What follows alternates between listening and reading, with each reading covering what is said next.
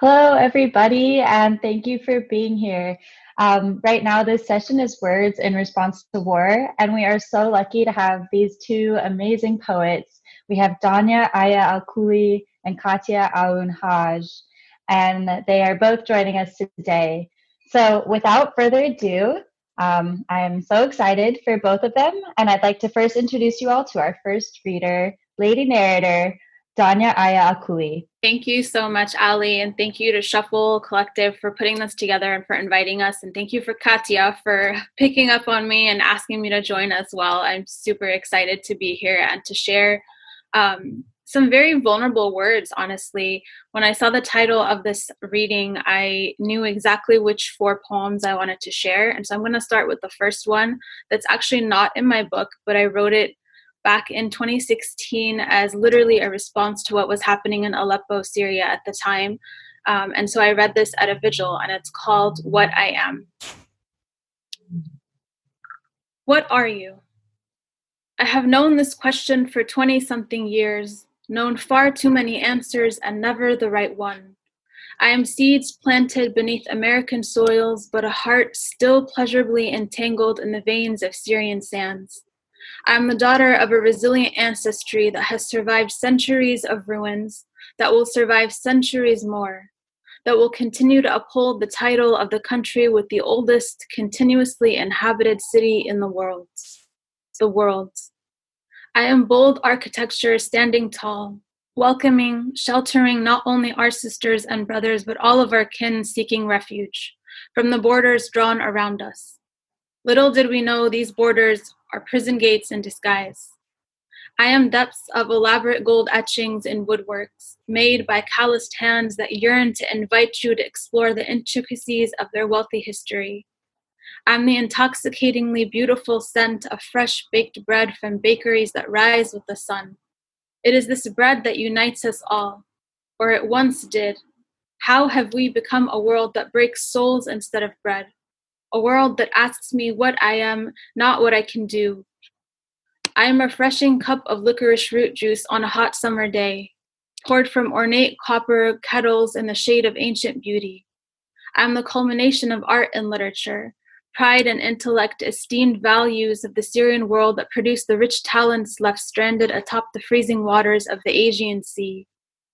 I am who shamelessly holds on to the age-old legacy laughed about, that Arabs breed only doctors, lawyers, and engineers.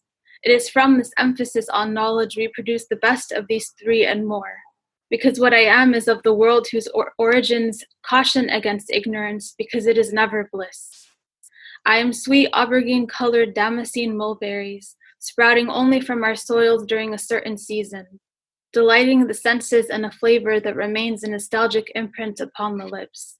And from these lips, I am the poet fusing the dialects of my grandmother from Aleppo and my cousin from Damascus with my multinational dialect of American verbiage. I am as colorful and as complex as the tapestries woven on the loom that has outlasted a journey from BC to AD amidst rumbles of war. I am the fighter, striving till death, to preserve my Syrian history, my Syrian culture, and my Syrian people, the same way they fight to preserve their lives, their roots, their trades, and their landmarks, once recognized as monumentous heritage sites. And I am the light flickering from this candle I hold for Syria, praying to never extinguish in doing all that I do.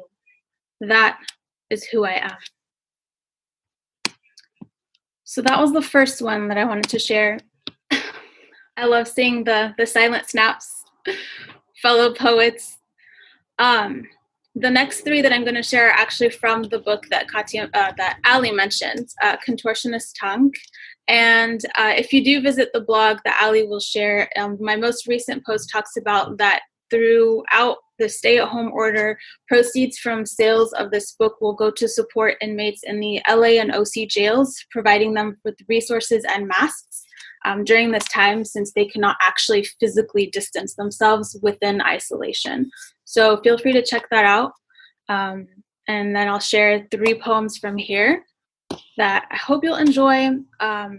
They are extra vulnerable for me because what makes this really hard is the 3 of these poems talk about my grandparents who are in Syria, or who were. So my grandmother actually passed away about 2 weeks ago now. And it's been really difficult to process that, especially with not being able to fly out to visit. I know that my mom's struggling with that too, being stuck here and not being able to have said goodbye to her or to actually be by my grandfather's side right now. So these poems are a little difficult for me to read now more than ever because it hits home even deeper. But I will try to get through them in one piece. So I'm going to start with this one. It's called Apple. Teta, my maternal grandmother, sugarcoats the cracks on the banana-colored walls of the home that once used to be minty green, as resulting from old age and not war. The sun warms her back as she plays solitaire on the iPhone she unwrapped a week before. On the quiet afternoons when even the bombs retire, we spend the hours talking tech. I teach her how to upload photos, reset passwords, download apps like Solitaire, and how to send audio messages. Your next lesson will be teaching me how to see you on this, she says, so that we can talk when you go back home. Khalas, inshallah bukra teta. Tomorrow, I tell her, vividly remembering her daughter over 7,000 miles away, the way she too asks me to teach her tech, how to share a link on Facebook, the difference between a post and a story, and how to unfreeze her phone. I guess the apple really doesn't fall far from the tree, not even when one is in Syria and the other America.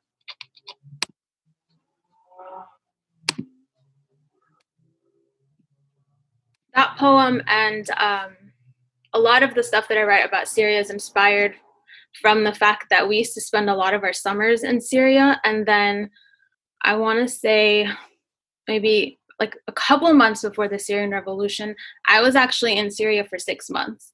I went through a breakup and I was like, I'm going to go spend the time with my grandparents. And I kept delaying my stay. I didn't want to come back here. And it was the best 6 months of my life. And so a lot of these pieces are inspired by that experience of living with my grandparents and getting to know my home country even deeper. And so this resonates a lot more. This one is called Based on a True Story. I can never really get through this one without crying, but I will try. I was crying before this session because I was like, get it out now, and then get into the session without crying. So here we go. This is based on a true story. The sense of smell is the strongest associated with memory. But what about sound? A scary movie on mute is not scary anymore. So what does Syria sound like? I can't hear it. Not how I used to anyway. Syria had magic, and magic has a sound. 6 a.m. serenity on Saturday mornings, no cars in the street. Birds, nature's alarm clock. Magic sounds like my grandparents shuffling to their daily cup of coffee, like soft whispers before the rest of the city awakens. A vendor winding chains to open up shop, blasting scriptures on audio systems, asking God to bless his earnings for the day. Magic sounds like busy market streets, men yelling and whistling from one kiosk to another for something, for everything. Magic sounds like children laughing, kicking neon soccer balls in between alleyways, like cars honking, traffic, smog, Arabic. Magic sounds like Arabic, kissing the walls of Damascene neighborhoods, like history still alive today, its heartbeat so loud, pulsating in the secret pathways that speak stories people don't yet know of. Magic sounds like poetry. Words flowing of proverbs that never get old. Magic sounds like your neighbors checking in on you, you checking in on them, it never being a burden but a duty of pleasure, solidarity. Magic sounds like never asking what their religion is, what their political background is. Magic sounds like peace. Syria doesn't sound like this anymore. Or maybe it's gone silent after the world grew deaf to its screams, because Syria sounds like terror now, and terror has a sound. It sounds like a mother divvying up how to save only 2 of her 6 children because that's how many hands she has. Like a father's kiss on the cheek of another corpse called son. Terror sounds like low-flying jets, whistling shells soaring over in arches. Red is the only color left on the Syrian rainbow. Terror sounds like politicians becoming the many cooks who spoiled the broth. Syria is the broth. Terror sounds like 9 years passing in silence. Like a child crying, begging to go to school, begging to know that they can sleep and wake up the next day. Terror sounds like peace and ceasefire are 2 biggest lies. Like my grandfather counting down to death aloud. My grandmother crying more than I've ever remembered. And terror sounds like a refugee dying to live. And unlike the scary movie, Syria is not based on a true story. It is the true story, and you can't mute the truth. So can you hear Syria? Are you listening? Whew, I couldn't do that.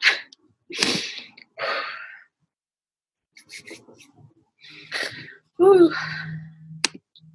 So I'm going to try and end on a slightly happy note about Syria and survivors and resilience. I think if I could summarize one thing about Syria and Syrians themselves, it's the word resilience.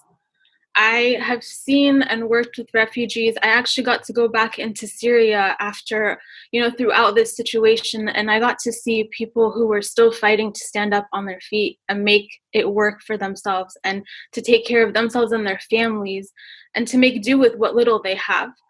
So if I had to summarize it, like I said, it would be resilience. And that gives me the strength to continue going, to keep writing, to keep working. And so I really appreciate that a session like this was put together to highlight something so important that poetry is part of and a resource to.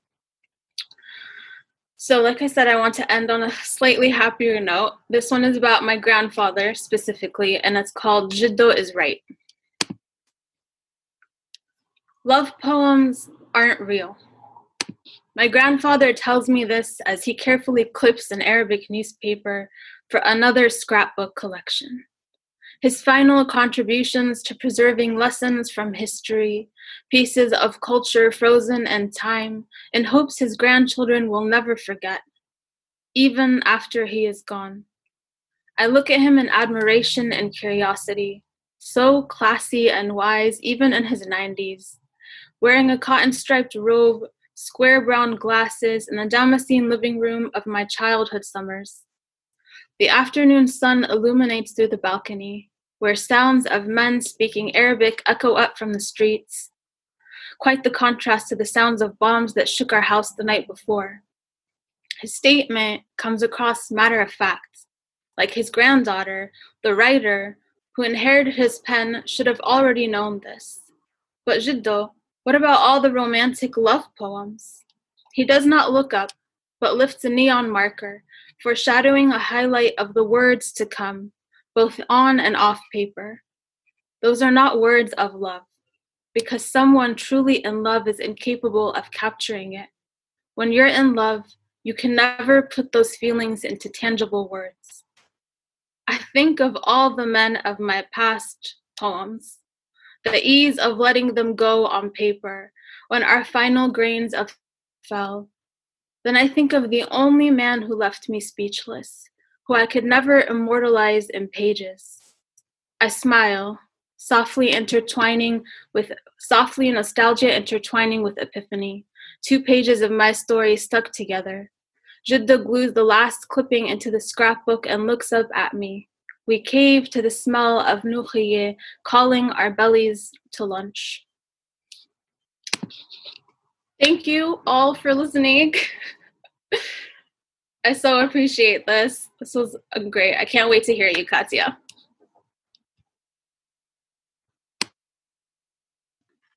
Wow. I'm a bit speechless right now. Dania, thank you so much. Everyone, I did put in the chat, you can find Dania's blog, ladynarrator.blogspot.com. Those were so powerful. Thank you for your vulnerability and sharing with us today such intimate pieces. Everyone, go buy those books. Wow. Next, we're so lucky entering the stage. We have Katia, Aoun, Hage. And Katia has so much incredible poetry, and she will be reading tonight from her wonderful book, After the War, The Women Spoke. Thank you so much for inviting me to talk today. Thank you for Shuffle Collective. Thank you, Ali, for the invite. Dania, you were amazing. Yes, I was crying too. I do love Syria a lot. I have memories of visiting Syria, Damascus, Aleppo, and even the north. And when I was younger, and it's beautiful. It's just a beautiful country, and it hurts my heart to see what it's going through. A lot. And we have families who married into, from both countries. Yeah, I hope we get back into that beauty, a different beauty, maybe. So the book that I'm going to read a little bit from After the War, The Women Spoke, but I'm also going to read a little bit from poetry that I wrote also as a child who lived the war for 15 years, growing up, and so starting with After the War, The Women Spoke. It was after a travel. I went to Lebanon during the summertime, and we were sitting in the kitchen talking with my mom, and suddenly I see a shadow of her lingering in the back on the wall. And these words just started coming back to me, and back in the plane, coming back to the US, I started writing. And my mom is a smoker. She's not a drinker. She has seen a lot during the war. And so one of the poems that I wrote about her generation, the voice stopped short into a shriveled body, thriving day by day with every bite, poison running in its streams. To live yet again, feeling, sensing dreams, slipping through fingers of a time that knows no respite. A time that is gulped with nervousness, smoked endlessly in thin air, like it never existed, beyond the mind, beyond the heart, shrunk to a morsel of bread. That generation had really gone through so much because they lived the war when they were in their 30s and 20s. And then us, a younger generation, we lived it completely different. And so I say, time passes slowly, squandered on pieces of paper, our words freshly brewed from the dark roasted soul. Flavors, sweet aromas fill me with bitterness of insignificant times. May you never come to know its taste. Thank you.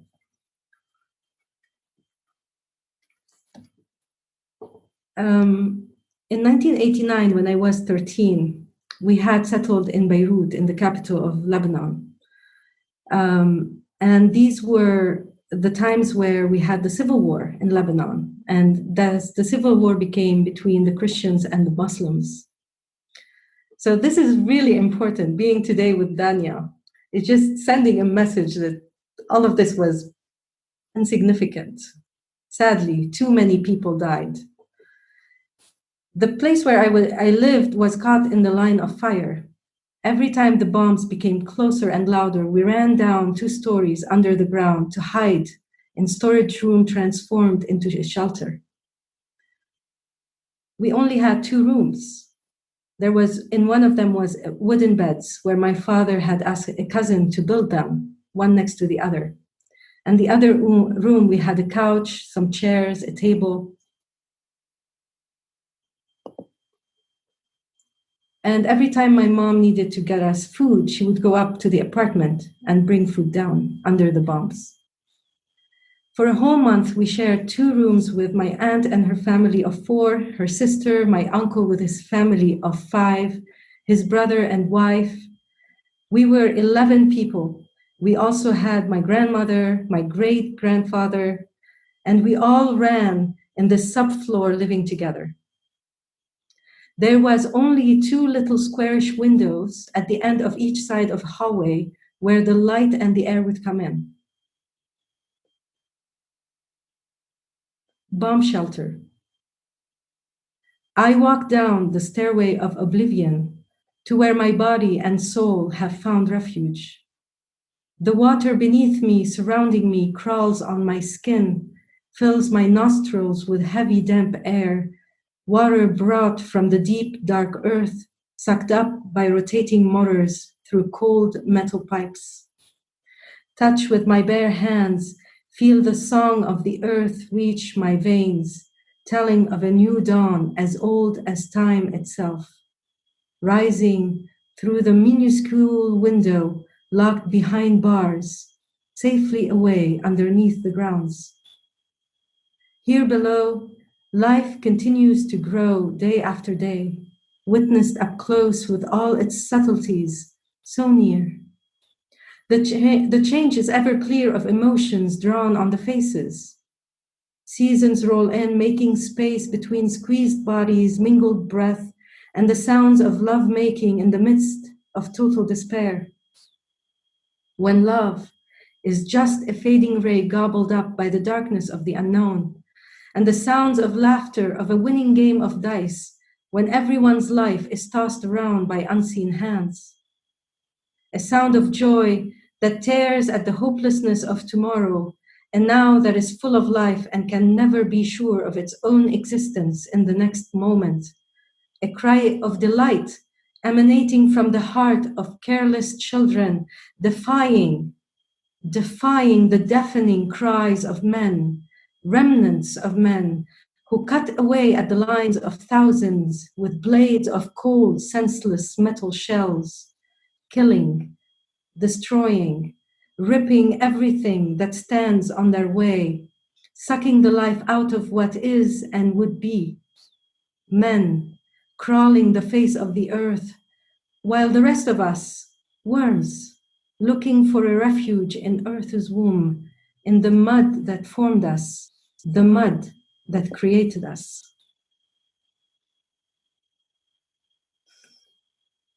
Thank you. I believe this was one of the first poems that I wrote about the war, remembering. It was quite hard to remember those things, but I guess somebody has to tell the stories. When we were in the shelters, because it was so stuffy down there, I would run to the first story underground, and there was a garage, and a lot of cars would be parked in there. And there was a garage door that has holes in it where the air would come in and hear the sounds of the bombs falling down around us. But I would stand between the cars as a child, and I would think and have this voice that would come out of me in my depth, in my own center, and come out of me. I needed to shout and scream, and somehow I made it into words. And I said, enough, enough. What have we done to you?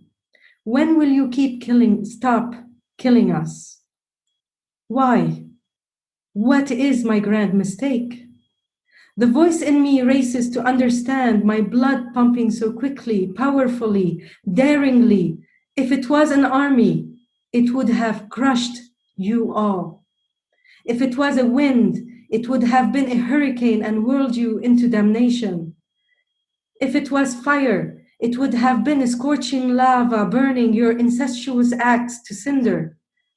My voice, a voice for my people, for the voiceless, the innocent, the trampled down by boots of injustice and violence. My voice echoing in the caverns of time, filling the conscience of human beings with guilt and shame, of inaction, of standing by, watching, denying the obvious. mocking the misery. No, you will never claim my heartbeat. You will never take away my peace. You will never stop my dreamings.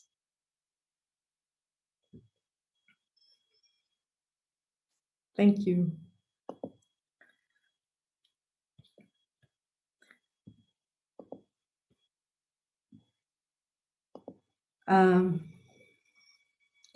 Yeah, it's pretty hard to remember the war, but it is part of who I am. It does not define me today, but it's something I think we all as societies in different parts of the world we live through, and maybe it is important to talk about it. One of the main figure in the war was my mother, and since it's Mother's Day tomorrow, or we remember them today tomorrow, and I've learned about the story here in the States. We remember them because they stood up and they didn't want their kids to go to war anymore after World War II, during World War II. So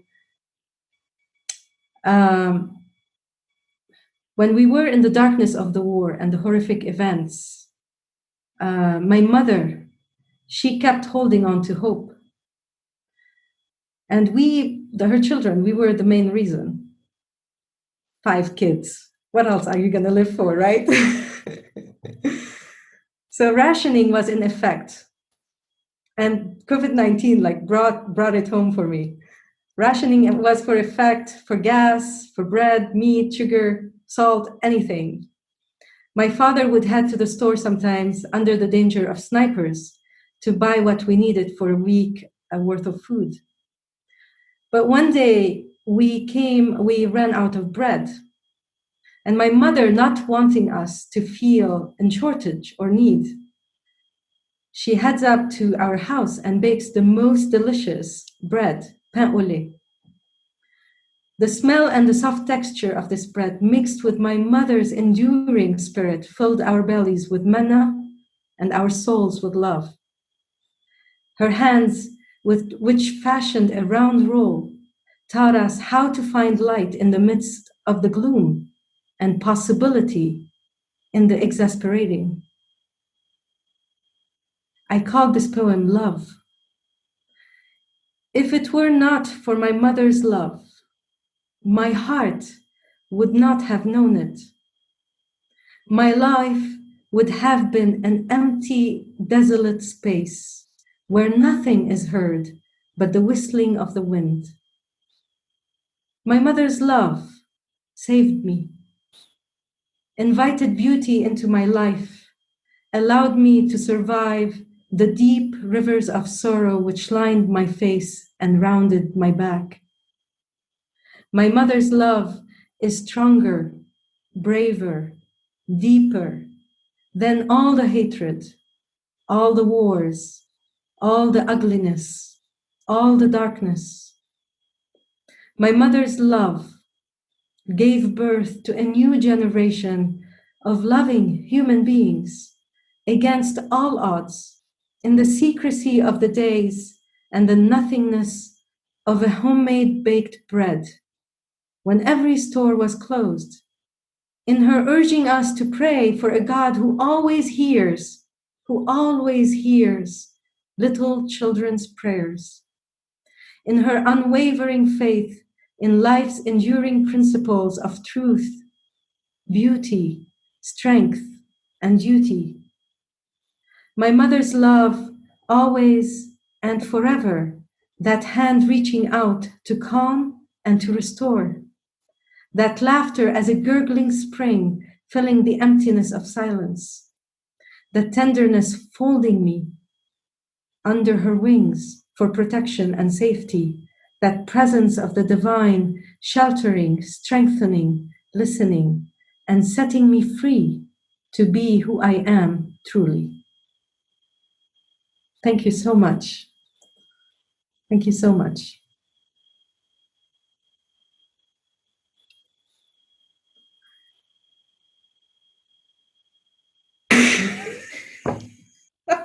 We are doing great. You're fine on time. if you have another piece around 5 minutes, but we're doing great on time. Around 5 minutes. Okay. It's okay if it's a little over. Okay. I will finish from the book. After the war, the women spoke. One of the reasons why I wrote this book was I was looking for love. And as I was looking for love, there was many traps for it. So I say, there are so many traps. There are so many traps when we set sail for love. The waters reflecting a distortion of our face, the sun scorching our masks, the wind awakening, shaking to life our fears. Is it possible to not run, hiding in the room below? Is it possible?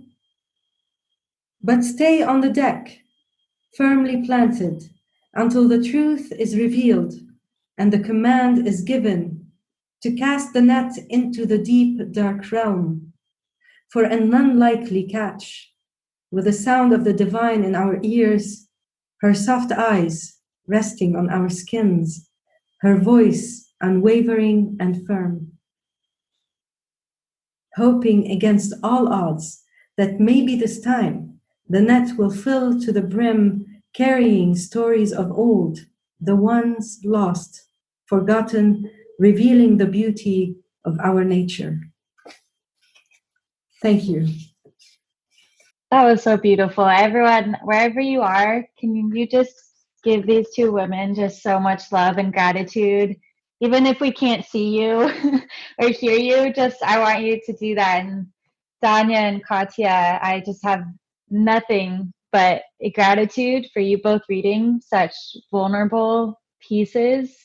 I feel like I have a good cry in me now. You both are just amazing women. And my last thoughts here are anyone, if you have not bought Dania and Katia's books, they're amazing. Again, so I did put the information in there. I will type it in real quick. Dania's book, Contortionist Tongue. If you donate through the Shuffle platform or directly through her website, she's donating all proceeds to inmates in Southern California jails right now who need protection and masks from COVID-19. Katia's book, After the War, the Woman Spoke, published by Choya Needles, is beautiful. It also has her paintings throughout it. It's an incredible book. So I just want to thank you both for being here, everyone who listened, and of course, Shuffle for putting this on. And yeah, what a wonderful event. Thank you both. Thank you. Thank you so much for having us. Thank you, Ali and Tess and Shuffle for putting this together.